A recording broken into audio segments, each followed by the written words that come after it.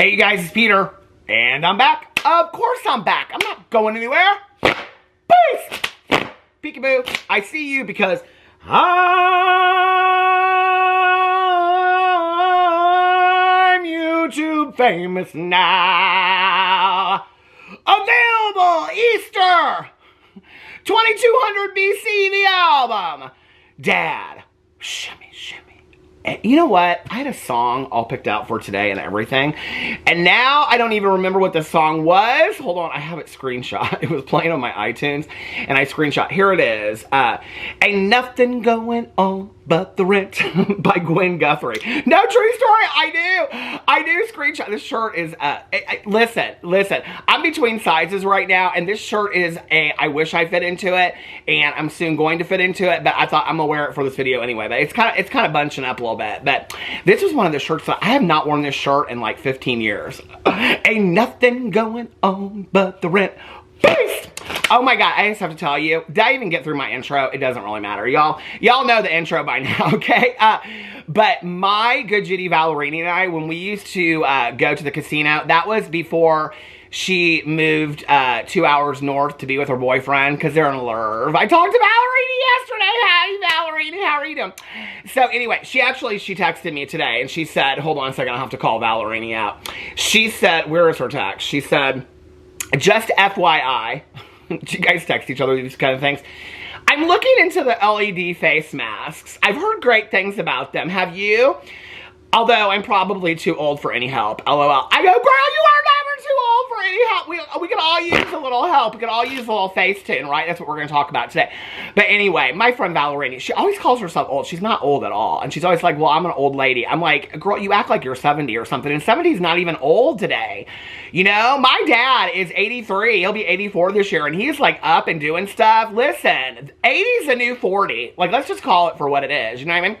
But anyway, so Ballerini and I, when we used to go, I'll have to pull this song up because I don't even know if I know the words, but when we used to go to the casino, they would play like, so the casino plays like 10 songs, but they play them like on repeat.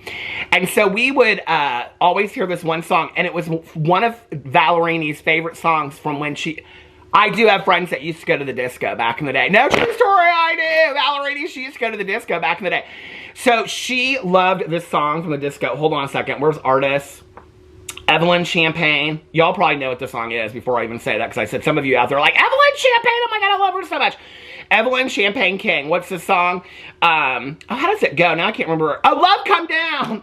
Yeah, I love that song so much. But today the song is Gwen Guthrie. Ain't nothing going on but the rent. I used to roller skate to that song. I did back in the day.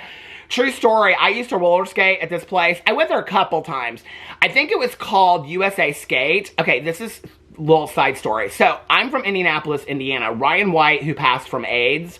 I mean, God, it's been like 40 years now or something like that. They did the Ryan White Lifetime movie about him and all this kind of stuff. So, that was like, he was from Kokomo, Indiana, okay? And so, when they made the Lifetime movie about it, I was watching it. It wasn't even that long ago, since I've been on YouTube. I was watching the Ryan White Lifetime movie about him, right?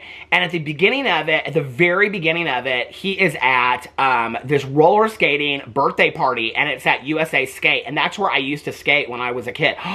True story! I did! I went out there, you know, and I was skating to Stevie Nicks and Donna Summer.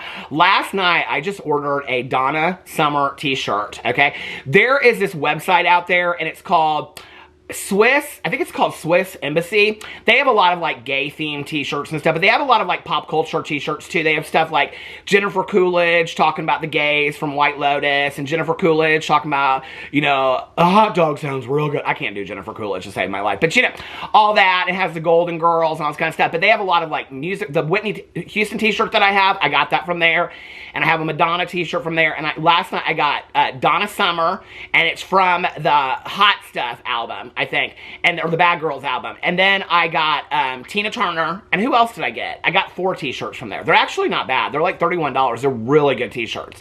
No, I'm not sponsored, and this isn't an affiliate link. We're going to talk about sponsorships here in a second today.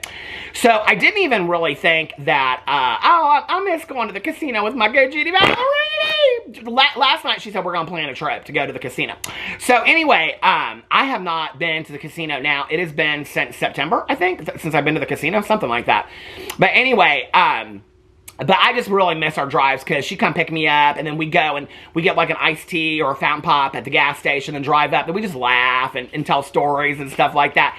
And then it's so funny because I was talking to Dustin Daly the other day, and he said that his fiance Nick Snyder, who, hey, I know Nick too, Nick and I text and stuff, but anyway, that Nick was really he's been watching all the videos of this person, and I was like, oh my god, my friend Ballerini is like obsessed with her. It's Lisa D1, and my friend Ballerini knows everything about Lisa D1. She's like, she always says to me when we're driving up to the casino, she's always like, well, Lisa gets sponsorships from Nordstrom and Saks, do you? I'm like, no, Ballerina.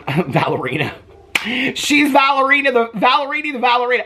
I'm like, no, Valerie. She's like, she gets Walmart. She gets Nordstrom. I'm like, girl, listen, I got Adam and Eve. That's all you need, okay? So anyway, before I get into this, I need to get a little lip gloss on. Today we're going to talk about Mikayla Nogueira, but not really just about Mikayla Nogueira.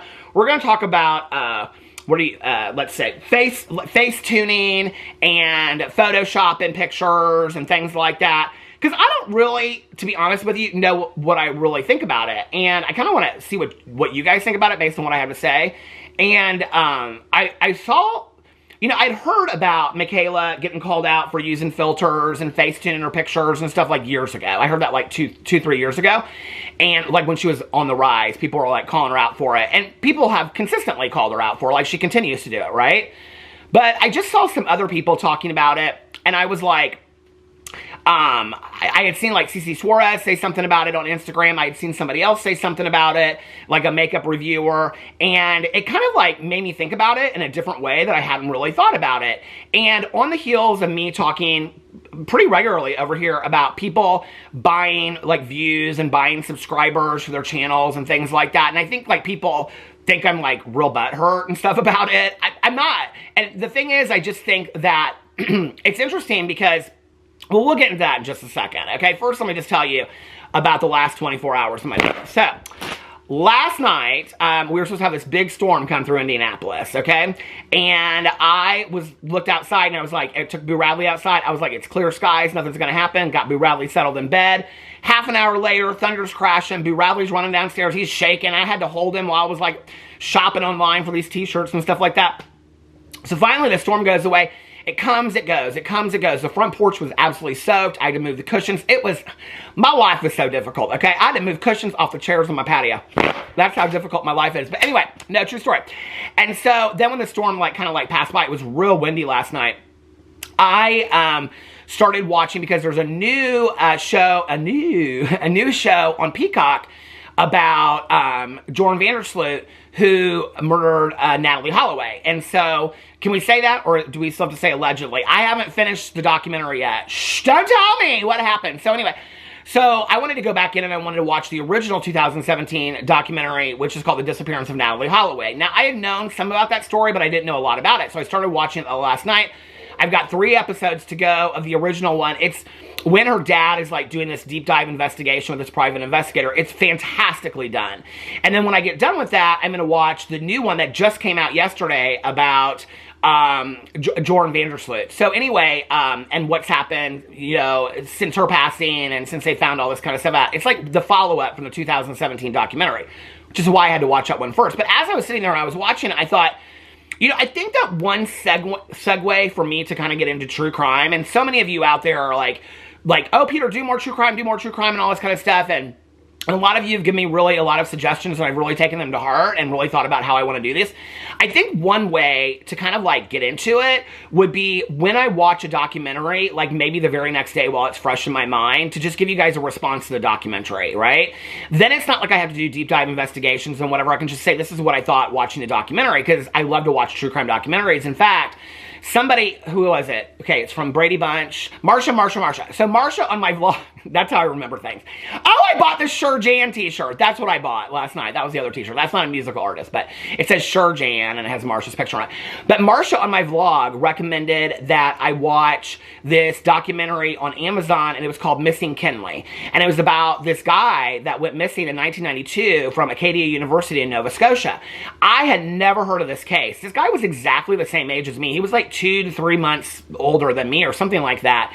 And I had never heard of this case, and so I watched a documentary. It was fantastically done, and then it just kind of ends. The documentary just kind of like ends out of nowhere, and I was like finishing it last night, and I said to my husband, he was like, he's watching this Jeff Lewis, they redo a bunch of, they were doing Christina Ricci's house and stuff, and so like I took out my AirPod, I go, I'm so pissed, and he goes, what are you going on about? And I go, the documentary just ended, I don't know what happened. So then I started like Google searching like, you know, updates on Kinley Matheson and things like that, and there really haven't been that many updates since then. I thought, okay, this would be perfect to talk about because this story needs exposure, this person needs to be talked about, you know, they've never found him to this day. Like, this would be a good case. I had never heard of this case before. I know there's probably many of you out there that have, but I had never heard of it.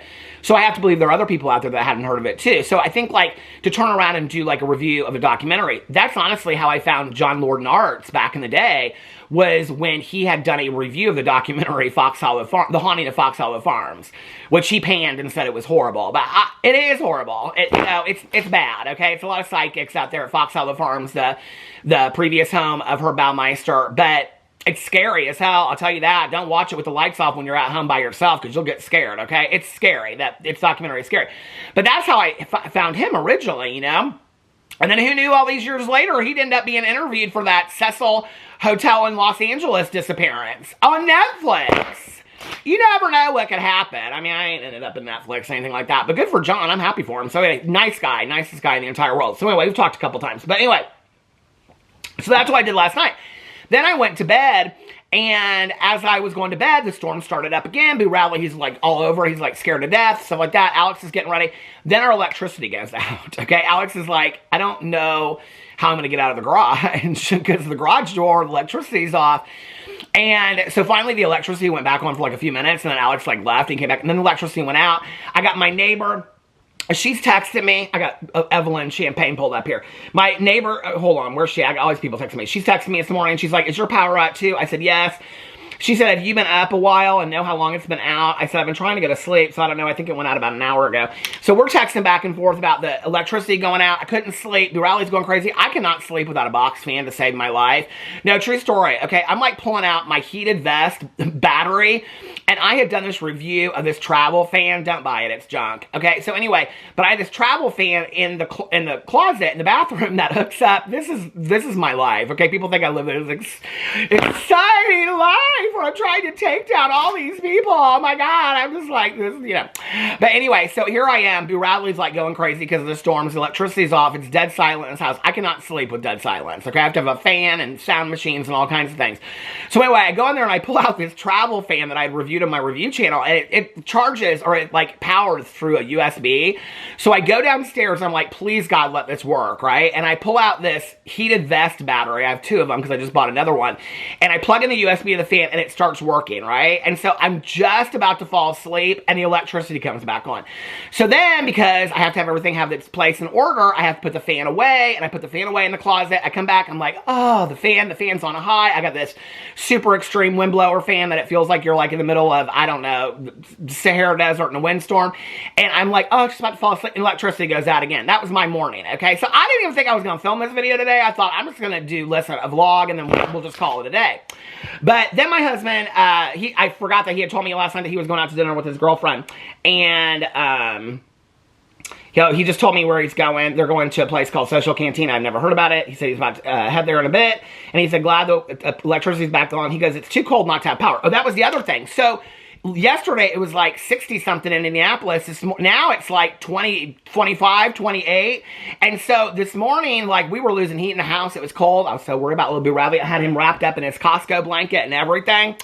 Anyway, he wasn't bothered by all of it. So I was. So I didn't get very much sleep. I know it's hard to believe. So I just wanted to talk about that. So let's get into Mikayla Nogueira, okay? I know my intros are long. But anyway, that's the part that I have fun talking about. But I have fun talking about this too. So, I saw people talking about this the other day. Like I said, I think I saw Cece Suarez post something about it on Instagram.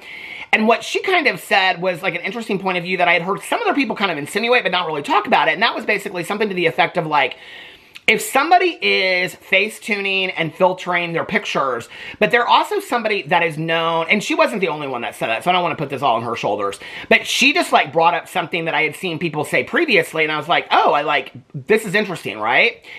And she said something to the effect of like, if this is somebody that is known to review makeup, I have the screenshots of it. To be honest with you, I don't know that I really want to. Now I feel bad that I pulled Cece into all this. She's probably like, don't pull me into all this.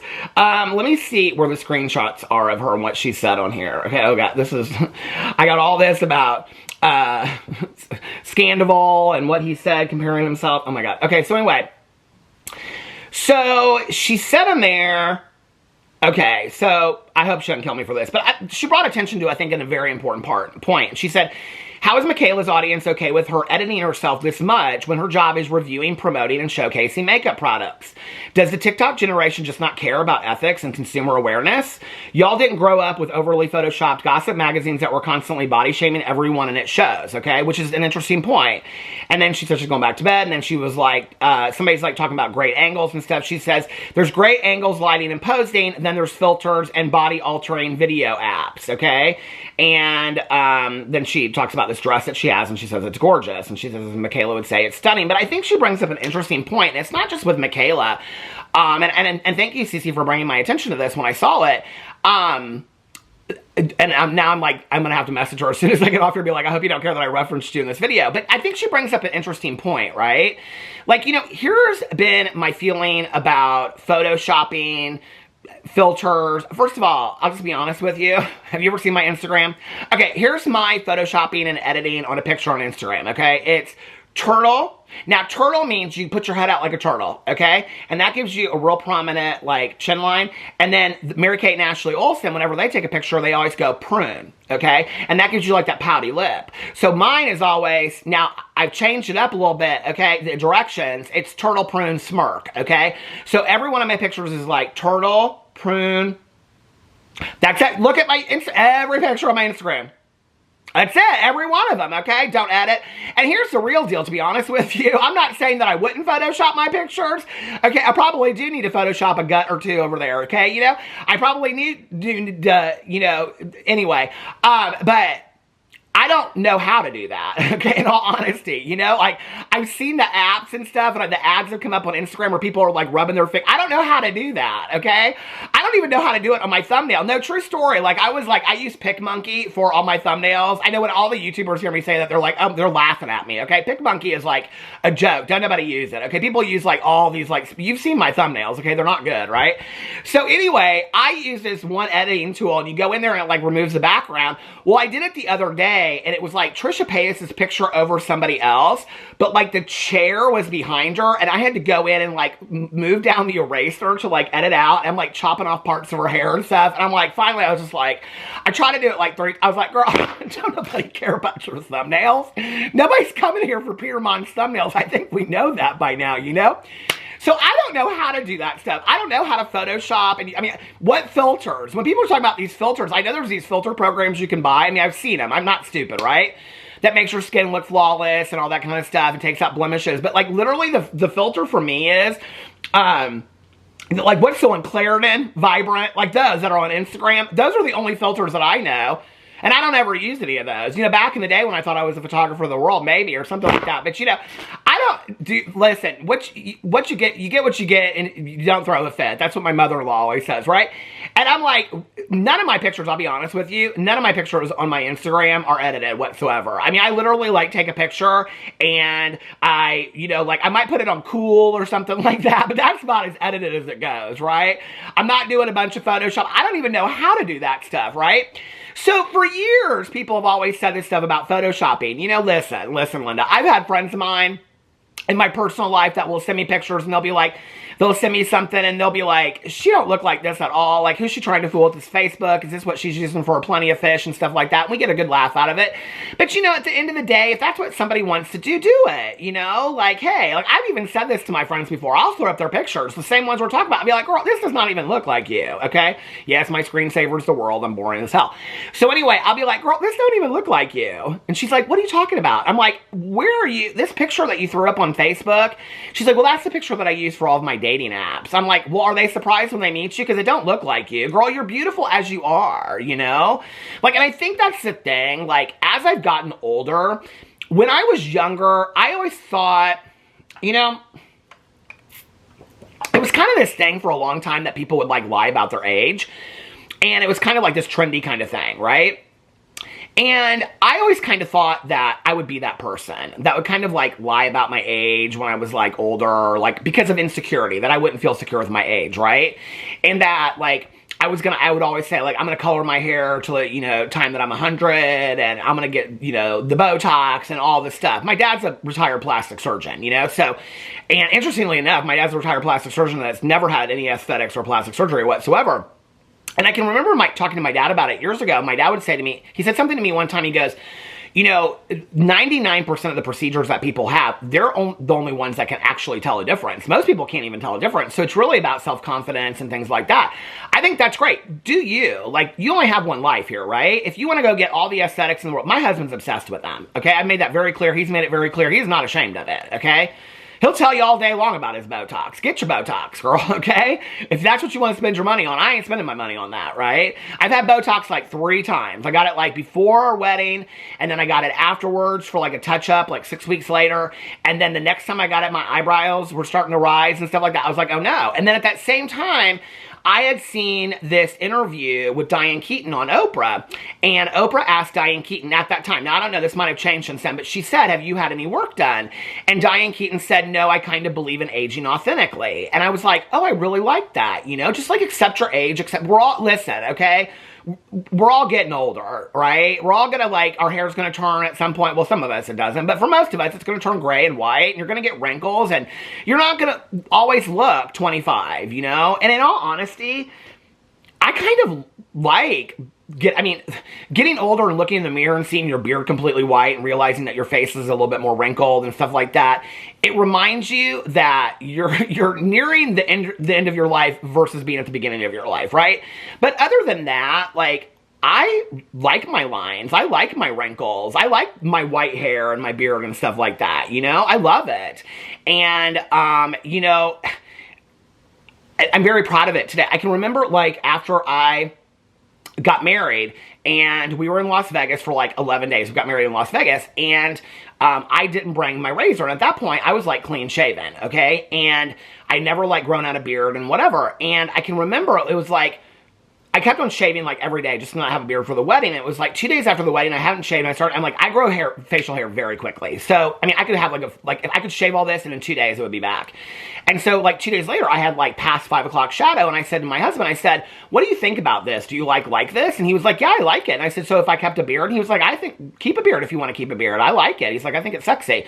So that's when I started growing my beard. That was in 2011. Well, at that time, I was coloring my hair. I had been coloring my hair since I was 23 because my hair started turning gray when I was very, very young. And I've been coloring it like every 3 weeks to keep up with it. It was very expensive. I couldn't go out in the sun a lot. I couldn't go in the pool without being worried. Buy color correction shampoo and conditioner, all that kind of stuff, right? Color protecting shampoo and conditioner, all that kind of stuff. It was constant, right? And I can remember talking to my dad, and I said, because at that time, I had brown hair, and my beard was coming in gray, and it looked foolish, it looked stupid. And I said to my dad, I said, I don't really know what to do. My dad goes, he calls me Pete. My dad goes, just let it go, Pete. He was like, you know, there's a point when you have to just like stop trying to keep up with all of it, you know? And just let it go. You'll enjoy it. And I can remember I did, and I remember that summer, that following summer with like, because people, like my hairstylist was like, I don't really think your hair's that white. Well, it took one time or 1 or 2 times of like me going back with a regrowth, and she's like, oh my God, your hair is white. And, you know, I can remember that following summer, like being in the pool, not worrying about the color of my hair, all that kind of stuff. And I was so thankful that I'd grown it out, you know? So that's just what I believe. But with other people, I have many friends of mine that get aesthetic procedures, plastic surgery. I'm like, more power to you, do it, you know? Do what makes you happy. You know, for years I've had friends of mine that have photoshopped their pictures and take a little edge off. I don't know how to do it, but if it makes you happy, do it, right? Like, I don't want anybody to think that I'm getting on here and I'm shaming people for photoshopping their pictures. If that's what makes you happy, okay? And you're throwing up a picture of yourself because maybe you don't like how you look in the picture or whatever. You know, I've made a joke about this for years. It's like when you tag somebody on Facebook in a picture and they're like, can you untag me from that picture? I don't look like how I look. And I'm like, well, that's how you look. I mean, I don't know what to tell you. I think you're beautiful, right? But like, okay, I'll untag you from the picture or whatever. Like, they'll be like, oh, that's not me, you know, and things like that. And I'm like, whatever. And, you know, and so anyway, I'm like thinking if I want to tell this story or not. For years and years and years, my good Judy, Tanya Jean, she would always, like, if there was a group of people taking a picture, she was always behind, and all you would see was her head. And I said to her, I said, girl, you are going to miss being in these pictures with people, right? And she's like, I know, but she's like, I just, you know, this and just that and whatever, and I don't love how I look in pictures. And I was like, girl, who cares, right? And she started standing in front in pictures. She started taking pictures with people. She's like, she said to me one time, she's like, I'm so happy that you said that to me. She's like, because I love these pictures that I have of me now, you know? And so the photoshopping and all that kind of stuff, I believe, goes to all of our insecurities. I've got 1,000,001 insecurities. We all have insecurities. So when you're photoshopping pictures, you know, you're photoshopping pictures and you're doing all that kind of stuff because you don't like how you look in the original picture and you want to look a little bit better for everybody else that's going to see it. I don't think there's any shame in that, right? Do you if it makes you happy? Hell, I got friends of mine that their entire Instagram and Facebook's Photoshop. They don't even look like the real person. No, they don't. They don't even look like themselves, not in one picture. But if that makes them happy, hey, more power to them, okay? But when I saw this come up, and I had heard several other conversations about it, I thought, but when you're talking about somebody that is reviewing makeup, you know, and reviewing fits of clothes, and reviewing how makeup looks, and yet you're filtering pictures, and you're not showing accurately how that looks, does that affect it? Like, why are people okay with that, okay? And it goes one step further, right? And this is where I brought up the views and the subscribers of people buying it, all right? It was interesting because I was having a conversation with somebody about this just last night, right? And they were saying something to me to the effect of like, well, like, I can understand why people would buy subscribers and views because, like, if you have to, like, let's say if you get approached by a, you know, sponsorship and they say, we'll pay you like $85,000, but you have to get like so many views on a video, right? Then those people are paying them to get those many views, so they buy those views, right? But if the views aren't matching the subscriber count, at some point, you have to buy subscribers as well. And so it becomes this ever-growing game of buying views and subscribers and back and forth. Now, I can tell you right now, okay, there are YouTubers out there that have 1 million subscribers and are getting, let's say, 10 times the amount of views that I get per video, that in reality, and I know this, okay, for a fact, they have less subscribers than I do and are getting less views of video, but it makes it look because of what they're doing. But the thing is, you can't buy one video and boost the subscribers and the views, okay? And all of a sudden, you have a 200,000 viewed video, and then all the four after that are like 5,000 and 6,000 views. No, and in all honesty, there's a few people that have done that, and they caught on a month or two down the road, but they never did go back and do those original videos, and so there's a discrepancy, and that's how you catch it. Just, okay? So, I mean, you don't just have like an explosive video and then the next 20 videos after that you get 1,000 views. Especially when that video is talking about, those videos are talking about similar things, right? If you blow up, you have a blow up. Let's just be for real, you know? I can remember when I was at 20,000 subscribers, at 40,000 subscribers, at 60,000 subscribers, and one thing I always said was that if I was never going to buy subscribers. People used to say it to us back in the day when we had 40,000 subscribers. People be like, Peter Bond's buying subscribers. I said this since day one, okay? What I get is what I get, and I am extremely grateful for it, you know? I want to say something. I said in my video yesterday, in case somebody, you know, is like, oh, blah, blah, blah, whatever, Peter said this. I said in the video, like, I don't make videos for views. Now, when I was watching it back, I noticed that I said that. I want to make this very, very clear, okay? I make videos because I enjoy having people watch my videos, okay? I do the videos and I make the videos because I like getting on video and talking about it, and I like the fact that people want to interact with me and people like that, okay? When I said that, what I meant was I'm not making them for the views and trying to trick the system and all that kind of stuff. That's what I meant. For years, I have always said, who is not making videos for views? Because if you're getting a lot of views on a video, that means a lot of people are watching your videos, okay? That's what I meant. So I wanted to say and correct myself in saying that what I meant to say was, because I've said it, that was a complete contradiction if I said that. What I meant was, I'm not purposely, like, I'm not sitting down here making this Mikayla video today thinking that I'm going to get 1 million views off of it, right? Like, I know what I'm going to get. I'm going to get between 8,000 and 11,000 views on this video because that's what my videos have been getting lately. I know that, right? I'm not doing this video, and I don't specifically make certain videos because I think they're going to get 1 million views. I wish they did. I wish 1 million people were watching me. That would be really, really nice, okay?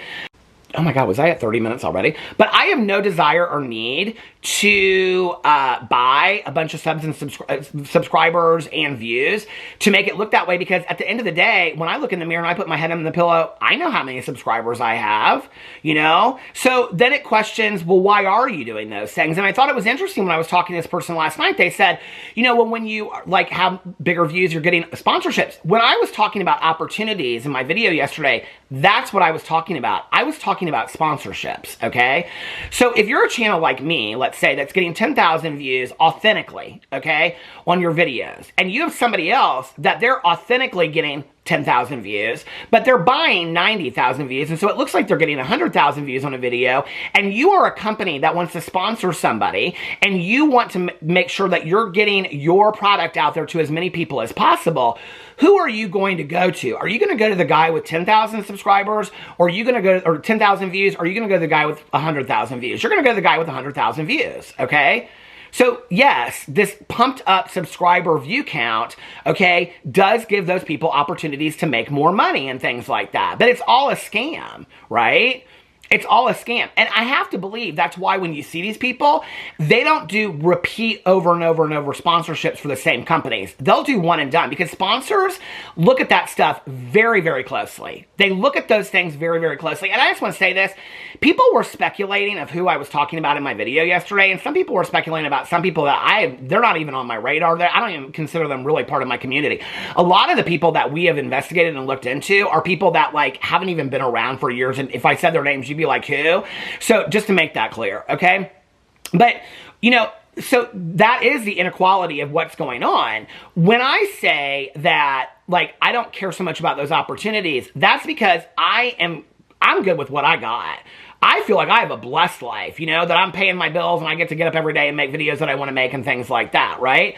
Does it piss me off that people that I know are getting the same amount of views as me, okay, but it looks like they're getting 100, 200, 300,000 views, are getting sponsorships of $20,000? Who wouldn't want to get a sponsorship of $20,000, right? So of course, it pisses me off a little bit. It's unfair, right? Because they're cheating the system. So it's like somebody going into a test and a weighted class, and they're cheating and getting an A, and we're all getting D's and F's, and we studied our ass off, okay? And that's what I'm talking about. You know, not to mention the other things that go along with it, the payroll narrative and all this kind of stuff. But when you bring it all in to talk about the influencer world in general, because I was actually talking about some influencers in there as well, okay, that I think their numbers are pumped up. And I don't think their numbers are where they're at and things like that. But what I was saying about sponsors, when you see like somebody do a sponsorship with one person, but then they never do that again, sponsors, like when you have a code, that code will show that person. Just to put this out there completely, like with Adam and Eve, like they will tell me what my numbers are of sales per that click. So they know exactly, okay? And every person that I've ever talked to that's worked with Adam and Eve, they know that, okay? When I did Skillshare sponsorships, they knew that. Every sponsorship I've known, based on that click of that code, they can tell you what your sales are. So if you don't see people doing repeat sponsorships typically with people, it's either the company doesn't have a lot of money, but when you see people doing sponsorships with people that have a lot of money and they're doing videos consistently, what they're telling you is they're not selling any products. Well, that's because that company expects that this is a video that's going to be viewed 200,000 times. So if you think about 10% of that, that's 10,000 maybe possible clicks or sales are going to get. But when they're getting 100 sales or 10 sales off of a 200,000 viewed video, then the company is like, oh no, this is a scam. Well, that word gets out there. And then those people get less and less sponsorships, okay, because it affects their credibility. So, you know, it does affect them in the long run. I've never really understood the need to want to fake and lie about it, except for the opportunities that they think they're going to get down the road, right? But I do think it brings into question this whole situation with Mikayla and things like that. I remember I've talked about her in my videos a long time. She's coming out with her story. At some point, I'm going to interview her because she's been very, very screwed over by the Miss USA organization. And it is one of my dearest friends that married us. And I can remember after, you know, she did pageants and stuff, she went on to be a model. She signed with Wilhelmina and different agencies and things like that. And I can remember she was in I think it was Miami for Miami Fashion Week, and she said that like all these things that she has like a loaded portfolio, okay? I mean, she's very experienced. And who is the guy that did Lifestyles of the Rich and Famous? I can't remember his name, Robert, something like that, called her like the next supermodel and whatever because she was living in Las Vegas at the time and things like that. And at that time, she went to Miami, and I remember she called me and she said, I don't know what to do. And I said, what do you mean? And she goes, all these girls that I'm like competing against to get into these shows, they have like these like pumped up Instagram accounts. And I've asked them and they're like, oh, we buy followers, we buy views. And so it looks like they have, you know, 100,000, 500,000 followers and things like that. She's like, but their pictures don't really get that many likes, or their pictures get a lot of likes, but they don't get comments because they're buying pictures, but the comments don't match. And she's like, but literally they're going in to these casting agents and they're showing their Instagrams. And because these people want their bathing suits and stuff like that shown a lot on Instagram, they think they're getting it big, but I know they're faking it. She goes, I don't know what to do. Do I fake it? Do I buy subscribers? Because I'm not getting cast in these shows. And I have 10 times bigger portfolios and experience than they do. And she goes, I don't know what to do. I'm so disheartened by it. I'll never forget, I was sitting out on my front porch talking to her. And my dad had said to me at one point, once you sell your integrity, you can never get it back. And I said that to her. And I said, don't do it. I said, it's not worth it. You know who you are. You know your integrity. You know, and she's had a resurgence the last couple of years, and I'm proud of her. And she never bought followers. She never bought views. None of that. What you see is what you get over there. And I'm a believer in that, you know? And it's disheartening when you work in this world and you work very hard to have this, but then you have all these people out there. But when you talk about Mikayla Nogueira, I think it's an interesting concept, right? Mikayla Nogueira, who's getting paid $50,000 to $100,000 to $200,000 of sponsorship. Don't tell me she's not, because I know what she's getting paid, okay? Number one, she's not disclosing the sponsorships appropriately, okay? And companies are okay with that, you know? She just did, I think, 2 sponsorships with ColourPop Cosmetics, and it got so bashed on their Instagram that they finally came out with a statement. They defended Mikayla before they were willing to address their own customers. And what they said was, we're not going to have, basically they said, we're not going to have this negativity over on our Instagram. So if you're going to bring negativity over here, we're just going to block you. So what they were saying to their customers were, how dare you question us on somebody that doesn't disclose appropriately, that we're paying huge sums of money to, that Facetunes the hell out of their face and isn't even giving realistic reviews. So why are you hiring Mikayla Nogueira to begin with, ColourPop Cosmetics, if you're just going to say to your customers, don't ever question us about anything? If I were a customer of ColourPop Cosmetics, I'd never buy anything from you again, because you would have spoken very loudly to me and said, I don't want to hear what you have to say. Well, a lot of companies around Mikayla Nogueira have said that. You know why? Because the clout of Mikayla Nogueira and how large her following is and the views and the likes that she gets and all that kind of stuff are more powerful. So they don't care about her. They don't care about her face tuning, right? But why are people okay with this? Or are they okay with it? Because I actually went in and I looked at her picture, right? So she has this picture that she posted. This is now, I could probably go in there today and look at pictures that she has that have a lot of comments in there. But I went into this picture, and it was from like Valentine's Day, because she posted this picture. Do I have the date on here? I don't. But it was from when she posted this picture of her and her husband, right? And happy Valentine's Day to my incredible husband. It's a beautiful picture. It's a beautiful picture, okay? The comments underneath her, not so beautiful. Girl, that ain't you. Looks like he's holding a cardboard cutout. Would love to see the original picture. I'm literally reading these straight down, okay? When this person says, look like he's holding a cardboard cutout, somebody says, LMAO, it really does. And somebody says, can't spell liar without the AI. And somebody says, facts. I mean, it goes on. Jesus, the face tuning, somebody says. Girl, this one is pretty bad. Now, you know that dang well ain't her chin. They said the face tuning is scary on this. And it goes on and on and on. And I started looking at her pictures, and I'm like, every picture of Mikayla Nogueira is getting those comments, right? So then I'm like, well, is she really a blow up or glow up? Or has she faked her way to the top? Is she another person? I don't know. I haven't really looked in that closely to Mikayla Nogueira and her views and things like that, right? How many of them are true? You know, it's interesting when you start looking into a lot of people and you look at who their followers are and things like that. Jaclyn Hill to this day wants to say, you know, she's hit this kind of follower account. Her followers are so weird when you look at them. It might be every 7th or 8th person is a real person. You know, it's like, other than that, it's like, so all these people, the Jaclyn Hills, and if Jaclyn Hill's lying about it and faking it, and then people are like, well, maybe it's not Jaclyn Hill buying the people. Maybe it's somebody else doing that. Well, okay. Then she should come out and say, I don't know who's doing this. Somebody's buying these followers for me. It's not on my team. Come out and say it's not on your team, because somebody was like, well, maybe it's somebody on her team, and that way she can say, I'm not doing it. Okay, well, then we're splitting hairs about what we're saying it, okay? So Jaclyn Hill is buying views and subscribers. She's been accused of Facetune. Mikayla Nogueira has been accused of Facetune.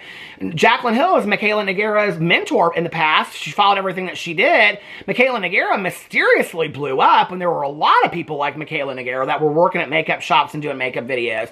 Now it's all making sense to me, right? So I think it is a good question that's asked. Why are we okay with this? Why are we okay with somebody that is reviewing makeup? First of all, I really believe this. Let's take it all the way back to the OGs, okay? You're going to sit on video and do a makeup video. I don't think you should have, I don't have any ring light in front of me right now. This is literally the lights from the bedroom, okay?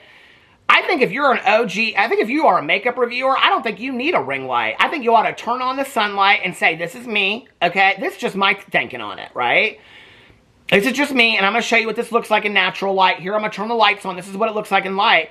I mean, Wayne Goss, years ago, showed us what the difference is between a ring light and what's not. I've done that in videos. Showed it, turned it on, turned it off, and what a ring light does. A ring light can do magic for your complexion. Can do magic. What your face with makeup and skincare looks like under a ring light is nothing like what it looks like in daytime. It's the truth, okay? So, first of all, let's talk about that. Second of all, you're doing it on a ring light. You're editing the videos for TikTok. You're using filters, and you're face tuning it. But yet, you're doing a sponsorship for a makeup. So, girl, really, we're not even seeing the truth of what the makeup does on real skin, because it is so filtered and it is so photoshopped at this point and so highly edited under a ring light on a computer that we ain't even getting nothing like a real review whatsoever. Not to mention, almost every single one of her reviews are beautiful. I asked this question 7 years ago, and I'll ask it today. How do you do a negative paid review?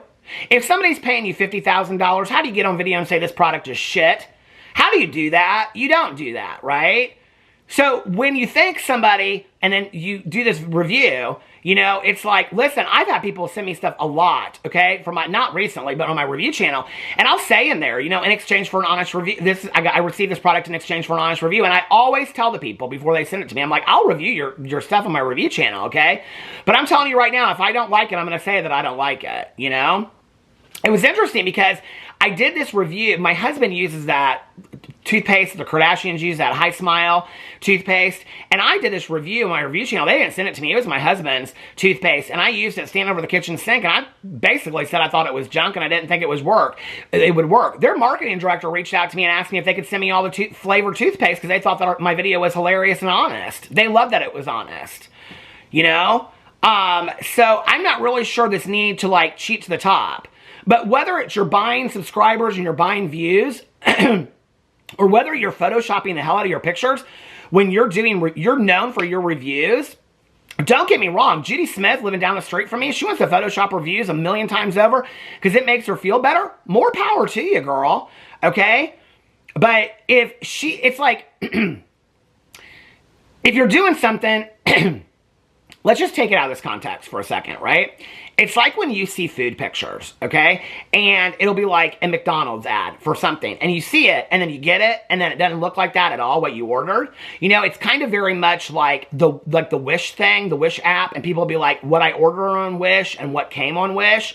Well, that's very much like Mikayla Nogueira's reviews, okay? You can't even really take them with any authenticity or honesty, because what she says, okay, is going on behind a filter, behind a Photoshop and behind a ring light and on a computer, all right? What's interesting to me about this, I have to tell you in reading these comments, is ever forever shady riding the coattails of somebody else because cannot depend on his own career, Manny MUA, when it was convenient for Manny MUA to come out, okay, against Mikayla Nogueira on Mascara Gate. He came out against her, right? But what's so interesting when you go over here and you read these is, right in the middle of all these comments that she's getting on this picture that she did where people are calling her out left and right and saying how bad the photoshopping is, right in the middle of it, there you have Manny MUA saying, "You look gorgeous, wow." So Manny MUA, who called out Mikayla Nogueira for not doing honest reviews, now she's getting called out on her Instagram, and every comment on there is about her using Photoshop. And Manny MUA, who his views are skeptical to me, if you want to know the truth, Manny MUA, and all the people that you surround yourself with, and their views are skeptical, and their subscriber count is skeptical to me too. It's interesting to me when you have friends of yours that have like 400,000 subscribers and they get less views of video than me. Yeah, I'm talking about Daniel Prada. I mean, I don't know how many subscribers he has. He has like 300,000 subscribers, something like that. But Daniel Prada, well, let's just look him up. I'll look him up right now. Daniel Prada, who got famous off of dating Joey Graceffa. Does nobody care about Daniel Prada anymore? I did a whole picture. I threw up a picture of my dog sleeping on a pillow over here just to prove that he could ratio Daniel Prada's pictures, and he did. And Daniel Prada is getting entire trips paid to go to Italy to be a model for Drunk Elephant. Who is asking him? What clout does he have? So when you go over here to Daniel Prada, it's Mr. Prada, I think, on here, on, hold on a second, Mr. Prada. He doesn't even pull up in here. Okay, Mr. Prada. He has 342,000 subscribers. His last video, Spending Valentine's Day Alone, Flea Market Haul, and Huge Giveaway, 14,000 views. That was 2 weeks ago. Wanted to hook up on the first date, 19,000 views. I mean, he gets less views than I do, typically a video, right? When his videos have been up a month now, 2 months. I mean, over 2 months, my videos are probably getting more than him. And he has like 100 and some thousand more subscribers than me. And when you go over to his Instagram, it's very much the same way. So when you look at Manny and you look at Daniel Prada and you look at all these people around them, that their views and their match, like when you go to Daniel Prada's like pictures, like he might get a lot of like views on it, hardly any comments whatsoever. That's always skeptical to me. When you look at a picture, you know, especially when it's interesting, Mikayla doesn't delete those comments because she wants that on there. If Mikayla was going to delete the face tuning comments on the filter comments off of her Instagram, she would have no comments on her Instagram. The only person she'd have on there was Manny MUA saying, "Wow, you look gorgeous." Of course, because he's riding the coattails of Mikayla Nogueira, because that's been his whole entire career. He started with Jeffree Star, now he's ending it with Mikayla Nogueira, right? That's what Manny MUA's done his whole life. But my point is, and I've always from day one been over here telling the truth to the consumer, okay? Why would you trust the word of somebody that, you know, everything about them is completely photoshopped? You know, how many times would you buy something from Wish if you bought this sweater and it showed it one way and it came another way? I think you'd maybe do that once, maybe twice, and then be like, oh, I'm never doing this again. I'm never spending my money again on this, right? But people keep on coming back and coming back and coming back and trusting these reviews. And the reason they trust these reviews is because they have these huge followings, okay? Are they bought? Are they not bought? I don't know. I do know with some people. And it's time to start calling some of those people out for that, right? Because it's all smoke and mirrors. Well, I wouldn't trust the opinion of people that were all smoke and mirrors. I don't really care. I trust the opinion over somebody that had 100 subscribers and worked very, very hard looking into this stuff and doing what they had done to build their channel of 100 subscribers versus trusting somebody that had 300,000 subscribers that faked their way there, okay? That's how I feel about it. I trust the person with 100 subscribers. I trust their review over makeup before I would trust Mikayla Nogueira. But the reason people trust her is because she has so many subscribers and so many people that love her, and she gets so many sponsorships, and so people think, well, these people that give her sponsorships, they take her seriously. The people that follow her, they must like her. Somebody must love Mikayla for a certain reason. I've liked her for a long time. I followed her. I question things about her, but I continue to follow her. So it's the fakery builds the clout, builds the fakery, builds the clout. I wouldn't trust those reviews from somebody that photoshopped that much, right? I'm telling you what right now, all right? If I ordered a pizza and it looked like the most amazing, glorious pizza in the entire world, and when they came to my door and I opened that pizza, all right, and it looked like a Totino's pizza from the microwave, which, by the way, I absolutely love, but let's just say if I paid $20 versus $1 for that Totino's pizza, I would maybe order that pizza again and give that place another chance, but after that, no more, you know? So I guess what you got to ask yourself, you know, is Mikayla Nogueira, is she the real deal? I mean, is she Pizza Hut or is she Totino's? I mean, I don't know. Do any of us at this point, or is it all just fakery? But one thing we do know is she'll never come out and address it. Anyway, let me know what you think in the comment section below. I love you guys, and I'll see you tomorrow. Bye.